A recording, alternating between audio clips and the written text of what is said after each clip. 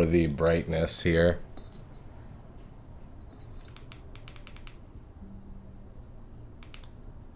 Let's see what settings. Seems kind of chill. Ooh, too cold. Too cold in San Diego. I kind of like... That one's pretty chill. This is a chill light for tonight. Okay, sweet. How's everyone doing? Let me get some settings set up here. Make sure we're streaming. All good. Got a new mic tonight, so we'll see how that kind of works. It's just a same mic I had before. It's just a bigger version. Seems to be working. Okay. Let's do this. We'll start in just a second here. Go over some news from today. Got some good stories. What do I need? Twitter. Okay.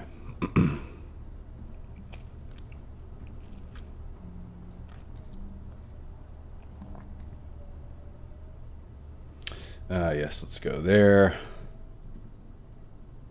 No jokes tonight, by the way.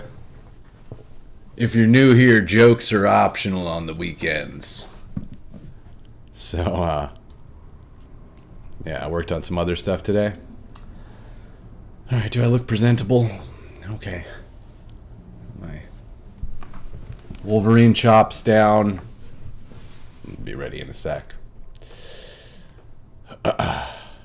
Oh, let me see if anyone's in this chat here, and if Substack is working. It says it's streaming. All right, I think we're good there. I believe I can click out, maybe? Okay. All right, let's start it up. Oh, I hope, let me check one more thing. I think I'm on Facebook also for the first time tonight. I believe it is working. So if you're there on Facebook, welcome. We're going to go over some news, look at today's top stories. Tomorrow, I'll start with the jokes again and stuff, okay? So settle down. No jokes tonight. Here we go.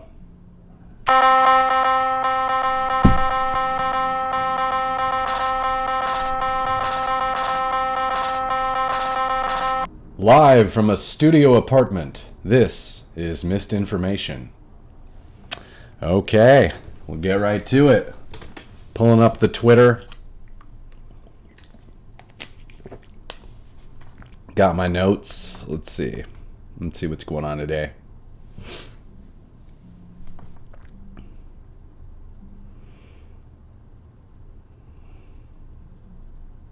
We can just jump into the big stories. That's probably best. Biggest thing is the Minnesota riots right now are popping off. I'm sure you guys saw yesterday. They were becoming increasingly violent. There were some videos of, I guess they're just turning against Trump protesters or white people in general. People that they believe may be ICE agents or ICE supporters in Minnesota. So there were videos yesterday of them like, I guess there's counter protesters who are showing up too. It's kind of funny also. If you go to like, I was on CNN's website earlier today, and just depending on which news site you're looking at, they frame it completely differently, right? On CNN's website, it was framed as Trump supporters were there to disrupt protests, and counter protesters showed up and removed them, right? But like on the other websites, it's the other way around, where like the Trump supporters are counter protesters who are removed. Anyways, they were forcing people to take off like MAGA hoodies and stuff like that. Anyways, today, pull this up again.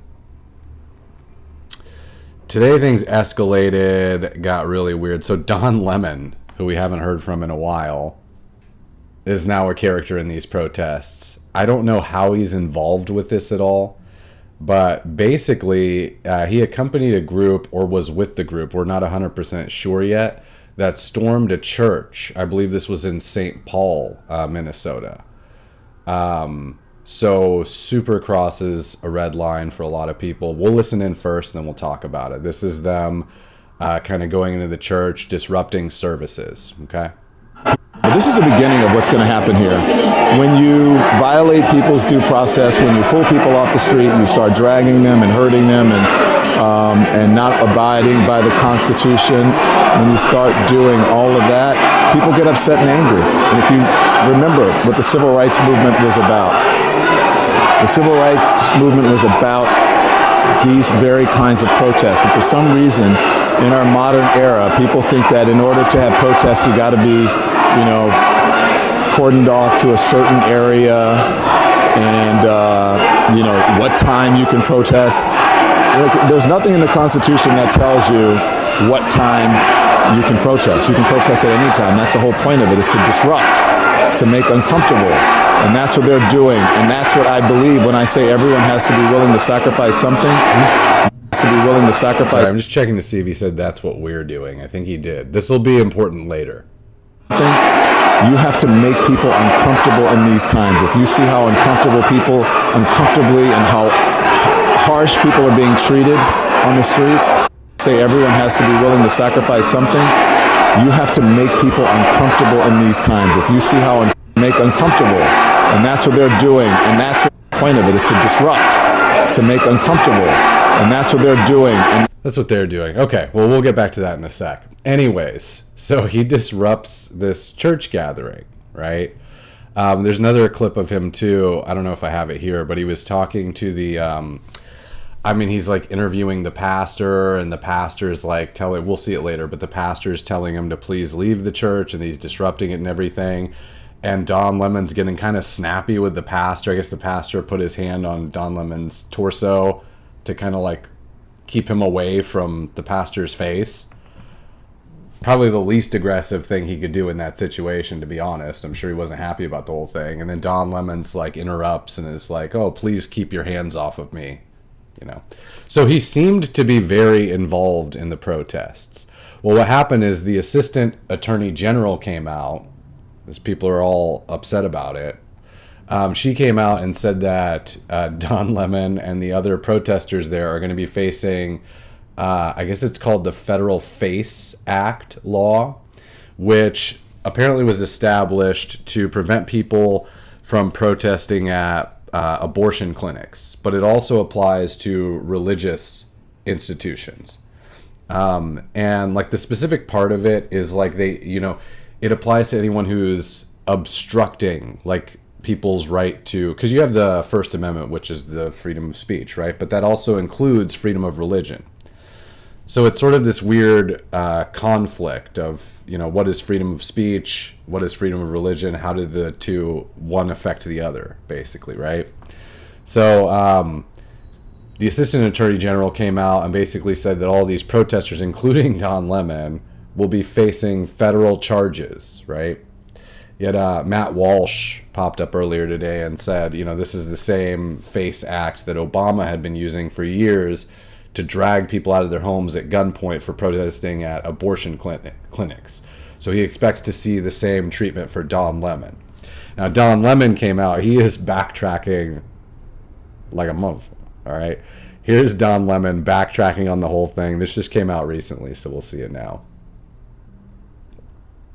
MAGA administration and the fake news MAGAs are losing their mind over something that's not even true. So let me just make it clear, because this assistant attorney general, I don't know, what's her name? Something Hammett, Dillon or whatever. So I had no affiliation to that organization. I didn't even know they were going to this church until I don't even know who those people are. Followed them there. We were there chronicling protests. Once the protest started in the church, we did an act of journalism, which was report on it and talk to the people who were involved, which included the pastor, members of the church, and members of the organization. He did an act of journalism, that's all. Wasn't that the same thing that they were trying to arrest the January 6th journalists for? I know there were a bunch of people who were there just as journalists to chronicling it, and they were trying to arrest them and throw them in jail. That's it. It's called journalism. First Amendment, all that stuff. For all of you people who believe in the First Amendment, absolutist, there you go. So why don't you talk to the actual person who is in charge of the organization and whose idea it was to have the protests at the church before you start blaming me for stuff for which you have no idea. So he's obviously doesn't want to face any of these charges, right? Now, I don't know actually what his involvement with this was, if he was somehow involved in organizing, participating in the protest, or if he actually was just there to document, But, I mean, how did he hear about, I guess he claims he was following the protesters around. They decided to go to a church. The only problem is he seems very, in his interviews with the pastor, he's very kind of aggressive and pointed in pointing out that the protesters have a right to be there and it's freedom of speech, and the whole point of the protest is to make people uncomfortable. So he seems to be completely unaware of the implications of the FACE Act while he's there at the time, right? And he seems to be almost prodding the pastor while he's speaking to him. We'll see a clip of it now. Here, you take a listen, see what you think. Thank you for your attention to this matter. What do you think of this? I mean, this is unacceptable. It's shameful. It's shameful to interrupt a public gathering of Christians in worship. But there were folks who will say, I have to take care of my flock. okay, my but listen, we live in there's a constitution in the First Amendment to freedom of speech and freedom to assemble and protest. We're here to worship. We're here to worship Jesus because that's the hope of these cities. That's the hope of the world is Jesus Christ. I want to be very respectful. Please don't push me, though. We're here to worship Jesus. Yes. That's why we're here. Yeah. Okay, that's why we're here. Okay. That's what we're about. Don't you think Jesus would be understanding we're about and love these folks? We're about spreading the love of Jesus. But did you try to talk to them as a no Christian? one is willing to talk. Okay. I have to take care of my church and my family, so I asked that you actually would also leave this building. You don't want us to Unless chronicle what happened? Unless you're here to worship. I'm always worship. I'm a Christian. We're here to worship. Yeah. We're here to worship. Okay. Thank you very much. I appreciate it. I mean, so there, he seems to be really defending the protesters and their right to be in the church. Now, again, whether or not he's with the protesters is a separate issue. I don't really have the backstory on that, but he's definitely on the side of the protesters. You can hear that. Couple things I would caution here. Here's kind of my take on the whole thing. MAGA administration and the fake news. Stop, Don Lemon. First of all, that guy's so annoying. The first thing that I would caution is to beware of provocateurs. What I mean by that is you're seeing increasing tensions, right, in Minnesota recently, and they're sort of ramping up aggression towards MAGA people, aggression towards conservatives, white people in general, anyone they think might be associated with ICE. You see today there's a further escalation. Now they're entering into a church. Oddly, you have Don Lemon, one of the ex-CNN mouthpieces, performing an act of journalism with the protesters, just so happens to be there. How did Don Lemon get there? Why is he involved with what is clearly a red line escalation in these protests that many would call riots already, right? It's clear to me that the goal of the Democrats right now is to win the midterms by doing what they normally do, what they've done in the past several election cycles. What do you see in the months leading up to a big election? Unrest in the streets, right? I mean, this is pretty much the same thing that happened in 2020 and years before. It is part of their whole color revolution playbook, right? They get people out on the streets to fight and create civil unrest for a cause, all right? In this case, the offshoot of that is that they're hoping that Trump will invoke the Insurrection Act, because then he sends in, on top of the already politicized issue of ICE agents, which they're turning into, oh, it's the Gestapo pulling people from their homes. If he used the Insurrection Act, then they would be able to say, oh, look at Trump, he's an authoritarian. He's sending in troops on civilians, right? That's sort of their whole goal. So I don't think that these escalations that you're seeing are very organic, particularly with Don Lemon mysteriously showing up to perform an act of journalism. It seems like that was a targeted piece to push it out there on social media, provoke conservatives into a response, a negative response, and to ideally push Trump into having to invoke the Insurrection Act. So just keep in mind, I know it's aggravating, it is a red line, but you got to be aware of the tactics that are going to be used by the Democrats in the run-up to these midterms, and it is only going to get more provocative and worse as we go along here. All right. Will they be charged with any charges from this federal FACE Act? If I had to guess, I would say probably not.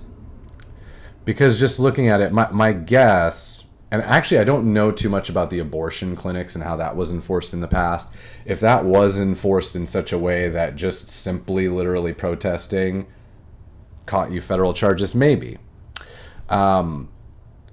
But just in the wording of the FACE Act, it seems like you have to be obstructing in some sort of physical way the religious proceeding, which they obviously are interfering with the religious proceeding here. I don't know that it'll go as far as to be like a physical obstruction. Possibly. I guess it's how they define it and how hard they push the charges. But the other thing I'd say is if you're comfortable with that, you have to be comfortable with the same thing if it happens. So recently we had the case of, there was the, I think it was 3 dudes from Texas who interrupted a Muslim prayer gathering at the University of South Florida. This happened in late November. And they brought, this was like, they were just, I think, at the university in a little secluded area. They were praying in the morning. And the guys from Texas brought a bunch of bacon and were like harassing them and chanting stuff and interrupting their prayer. Same sort of situation, right? In that case, those guys, those 3, were initially charged, not, I don't think with the FACE Act, but they were charged with felonies. But I looked for an update on Grok. More recently, in January, those charges were dropped to misdemeanors, okay? Specifically because they couldn't find any evidence that they had physically harmed them or physically obstructed them, okay? So it was more of a verbal thing, a protesting thing, and so those charges were dropped to misdemeanors. Not saying that's necessarily going to happen in this case, because this is a slightly more high-profile one, and the administration seems keenly tuned to prosecute or do whatever they can in this case to prevent people from going into churches, doing this sort of thing. I think generally, you know, when you're talking about freedom of speech, the First Amendment versus freedom of religion, I think generally it's one of those things, it's like whatever it says in this sort of rule book. As a society, I think we function better as a society, and I think we want in our society people to have the ability to both, no matter what your religion is, we want you to have the ability to go to a church and to practice your religion, right? We want you to have the ability to protest too, but we can't have people protesting, interfering with someone's religious practice. That seems like a line we don't really want to have crossed as a society. So generally speaking, I would like to see some sort of charges come from it to prevent, because the situation is popping off and escalating like that in Minnesota. So I'd like to not see this be a trend. My 2 cents. Okay. What else we got here? This was, I guess people were blocking a DHS agent. This must have also been in Minnesota, I believe it was. And he pulls over, let me make this a little bit bigger here. He pulls over to the anti-ICE protesters who are impeding them, and he explains that they're out here trying to arrest a child sex offender. And you guys are honking, like alerting them to his presence, basically, here. That's who you guys are reporting. We're here to arrest a child sex offender. And you guys are out here honking. Oh, they're not. No, we're pressing. No, we're not. That vehicle right there is honking and impeding our investigations while we're trying to arrest a child sex offender. That's who you guys are protecting. Insane.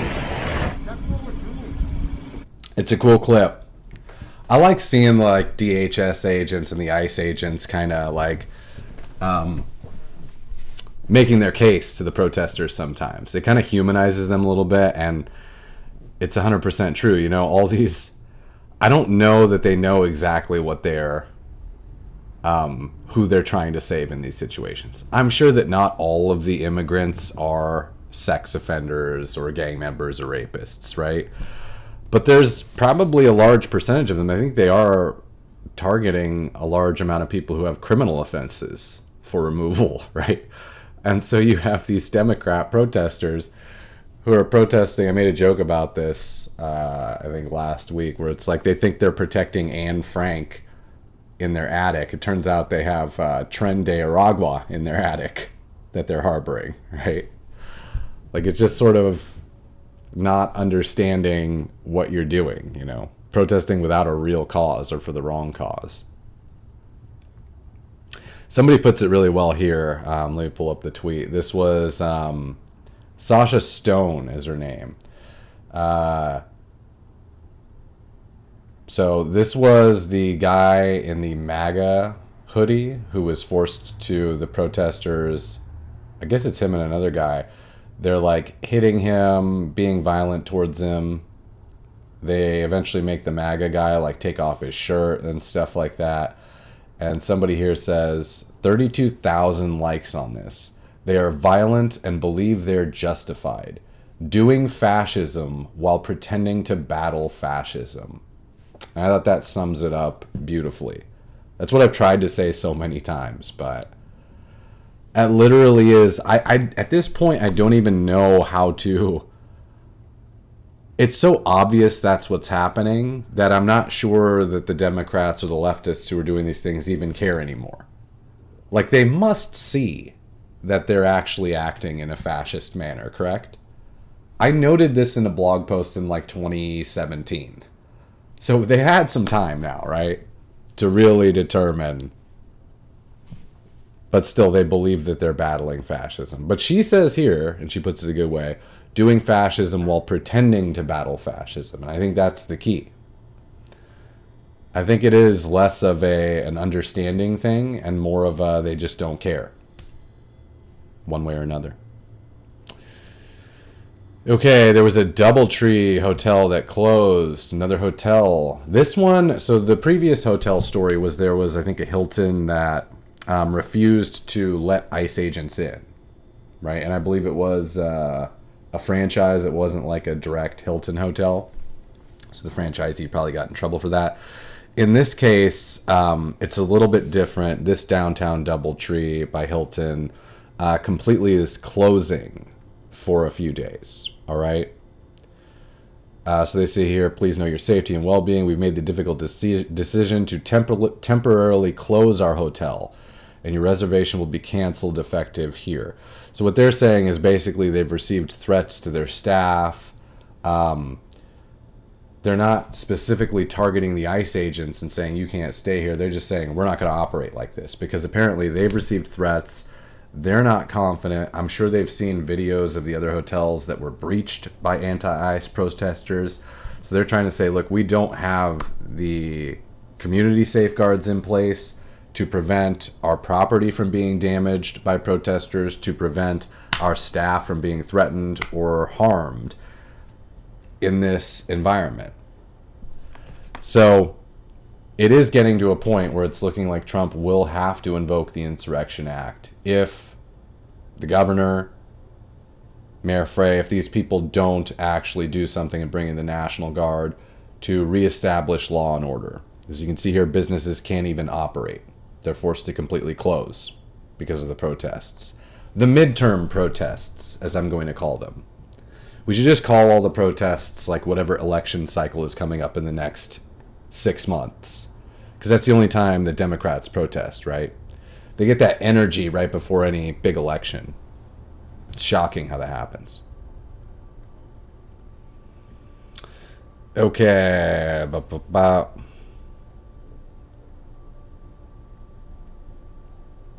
This is the Wall Street Journal and Libs of TikTok were reporting today. Chuck Schumer made a statement where he said he would vow to restore all funds cut by Doge, if the Democrats win the midterms. Of the cuts, and even go higher than previous years on many. Can you really go higher in fraud? Is it possible? I thought they'd maxed out with the Somali daycare scams, but Chuck Schumer is raising the bar. Many of the programs that Doge slashed.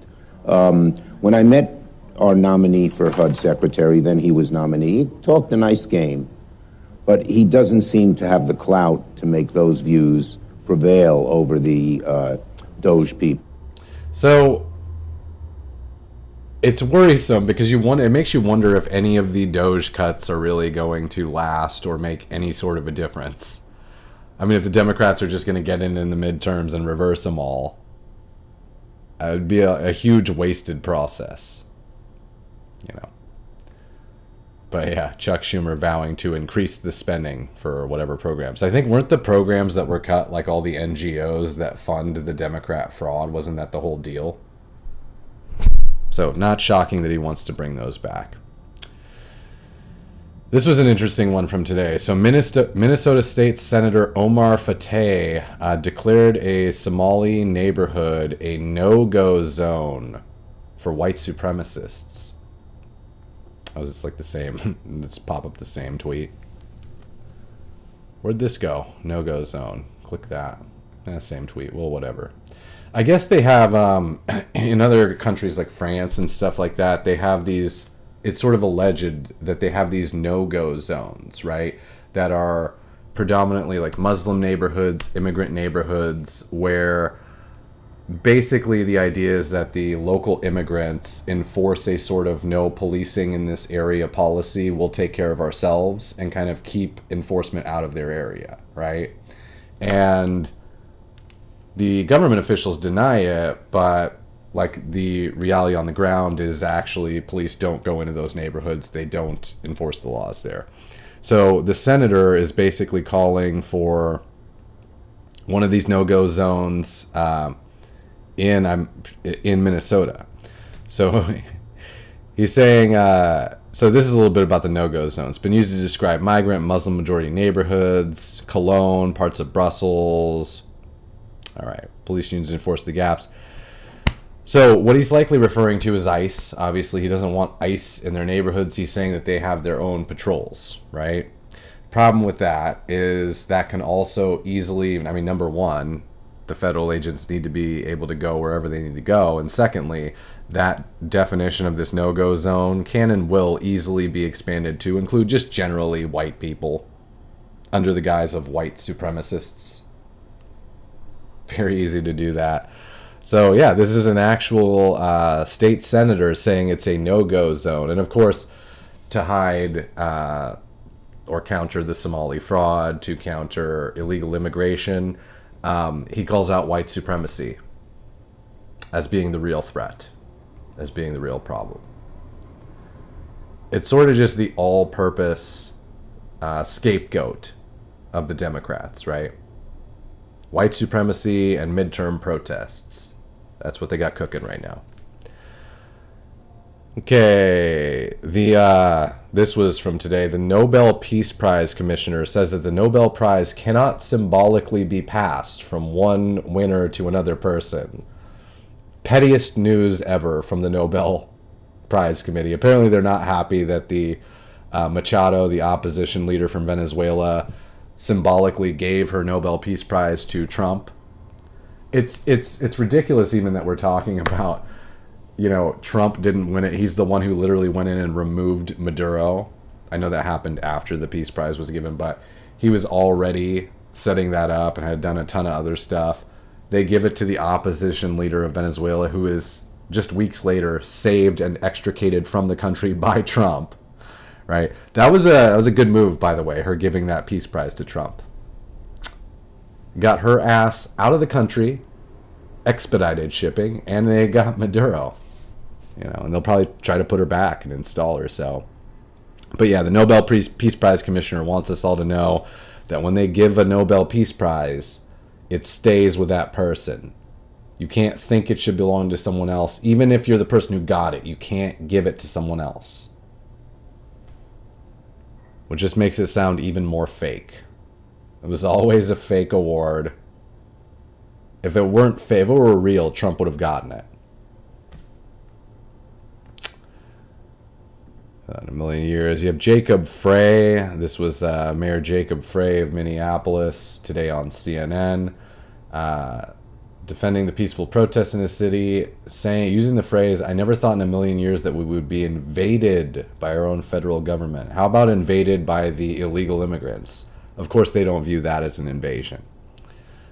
They view the federal government that's removing illegal immigrants who are actually diluting the power of the citizenry. That's the invasion. But here he is on CNN. Minneapolis. Right now we have about 600 police officers, and they've got 3,000 or so ICE agents and border control. How many illegal immigrants right now do you we have about 600. How many illegal How many illegal immigrants do you have, though?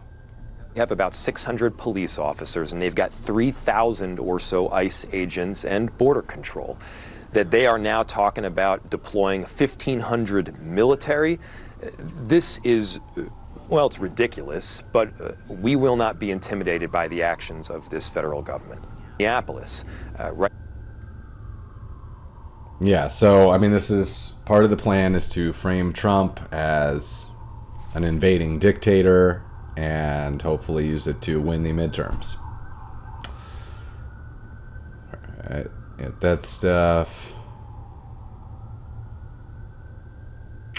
Recalls today from Republicans again to nuke the filibuster to pass the SAVE Act. I guess the SAVE Act has to do with voting, and it would make it so that people would have to provide. I think it makes it just so that they provide proper documentation that they're an American citizen in order to register to vote, which is important. The filibuster thing, I mean, the only problem with nuking the filibuster would be, I think, that, you know, we're approaching a midterm election where the Democrats could well win the midterms. So if the Republicans get rid of the filibuster, doesn't that mean that in like 6 months, the Democrats can just turn around and now have the ability to not have to deal with a filibuster? It's kind of something that they could use right now to pass something, but then they may be in the opposite position just like a half a year from now. So thinking about it that way, I don't know that it is worth it so close to the midterms. Respectfully, But because yeah, I'm a you have nice him guy, here, I calling have for it. emailed Senate Majority Leader Thune's legislative director. I have emailed the scheduler. I have peacefully showed up in person to the D.C. office to request a meeting with the Senate Majority Leader. And I have posted for 17 days consecutively, joined by an army of people across the country, because I'm a nice guy. He seems real annoying, this Scott Pressler guy. That's what you need to get stuff done. You need to be real annoying. Having worked in customer service, I know. Show up every day, send those big emails, make the calls. Eventually people get sick of it. Here's, I think, the last piece from today. There was some news that Ukraine had sent drones to attack the Russian power grid. I guess this was in a smaller occupied territory of Russia, so it's not like they're attacking Moscow's power grid or something like that, right? But it just made me think, I was like, man, the Ukraine war is still going on? Like, what is even the point of it at this point? So I was looking into it a little bit. Trump was saying, I guess, he was saying recently that he believes Putin is ready to make a deal. He thinks that Zelensky is having a tough time getting there. So apparently whatever terms they're discussing, Trump thinks, or at least he's saying publicly, that the problem is Zelensky. It's on his side on coming to the table and making a deal. So, but I just don't understand at this point, you know, if you're Zelensky, you're not going to win anything. You're obviously going to have to make, you've already effectively lost the war. You're going to have to make some huge concessions. There's not really anything to gain other than possibly you're being propped up by NATO to continue the war as long as you can, to just be a drain on Russia, I suppose. So we'll see. We keep hearing talk about Trump making a deal. Hasn't made one yet. We'll see if he gets it done anytime soon. So that's pretty much it for today. I mean, there wasn't anything super crazy. We went over the Don Lemon controversy, storming the church. I mean, last piece for the week probably coming up. We'll see if Trump if he takes the bait and it invokes the Insurrection Act. He hasn't done so far. So, I mean, if there were a time to do it, it might have been this weekend with the church thing and with the aggressiveness towards the MAGA people. It looks like Trump is really hesitant to use the Insurrection Act, and probably for the reasons that I've outlined, that he doesn't want to fall into the Democrats' trap of doing something that they can then turn around and call him an authoritarian for. So it isn't a bad idea. You know, it's kind of like when a kid's acting up, right? Maybe you just let him have his tantrum and mess up his own room a little bit. And you let him clean it up when he's done, right? If Minnesota and their politicians want to pop off and have these protests, which are partially organic and partially staged or paid for to try to get the Insurrection Act in there, let them figure it out. You know, let those governors try to figure out how they're going to deal with the businesses closing, the DoubleTree hotels closing because they don't feel safe in the cities anymore, right? Let it play out and don't send the troops. Because the second you do, you know what's going to happen. But so I would prefer he not use it if possible. We'll see if that is a possibility or if it just gets so bad that he has to send him in. That's it for tonight. Tomorrow we'll return with some jokes, monologues, some more content and stuff. But yeah. You can subscribe, by the way. I just started a Substack newsletter. So that comes out like every morning. If you're Pacific time on the West Coast, you're going to get it real early, around like 4 a.m., just so it can get to the East Coast at like 7 a.m. also. But that includes basically all the day's news, mostly from the previous day, just so you can get caught up to speed on everything. If you can't catch the live stream or hang around for the whole thing, you can just read the newsletter in the morning, and it goes over pretty much all of my show notes and all the tweets and the news that we discuss here. So you can catch up, get going on your day, and then later on you can catch the live stream at night. So, and it's free. So feel free to sign up for the Substack newsletter. And that's just, I think it's like misinformationnews.substack. But whatever, it's on my, it's in the YouTube here in the bio, and also on Instagram in the bio there as well. So anyways, hope you guys have a good rest of your night. Take it easy, and if you have MLK Day off tomorrow, which I do, enjoy.